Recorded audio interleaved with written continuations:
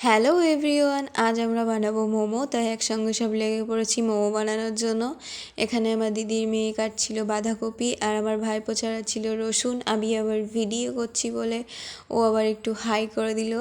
তারপরে ওরা আমাকে দিয়েছিল ময়দা মাখতে। আমার তো রাগ হয়ে গেছে, এই কঠিন কাজটা আমাকে দিয়েছে করতে, আমি পারি না। তারপরে এখানে সব রকম সবজি ভালো করে কুচিয়ে নিয়েছি, গাজর, পেঁয়াজ, কাঁচা লঙ্কা, আদা, রসুন, বাঁধাকপি, মাংসটা একটু কিমা করে নিয়েছি।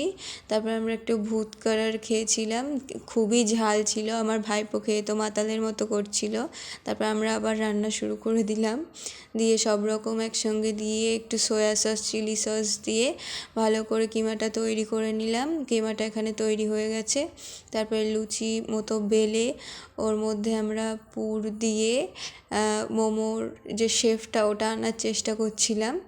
খুবই কষ্ট হচ্ছিল ওটা বানাতে। আমরা ফার্স্ট টাইম মোমো বানাচ্ছিলাম বাড়িতে, আমরা কেউই ঠিক মতো পাচ্ছিলাম না। আমার দিদির মেয়ে এখানে তাও চেষ্টা করছে করার, ওরটা তাও একটু ভালো হয়েছে, আমি তো তাও পাচ্ছিলাম না করতে। দেখা যাক কেমন হয়। এটা শেপটা তাও ভালোই এসেছে, সুন্দরই হয়েছে। আর আমি করছিলাম যত দেশের উল্টো পাল্টা, এই যে একটা উনুন টাইপের করেছি, পাটিসাপটা পিঠের মতো করেছি, পানের মতো করেছি, এরকম উল্টো পাল্টা কাজ করছিলাম। তারপরে মোমোগুলো এখানে স্টিমে বসিয়ে দিয়েছি, মোমোটা স্টিম হোক। এখানে মোমো হয়ে গেছে।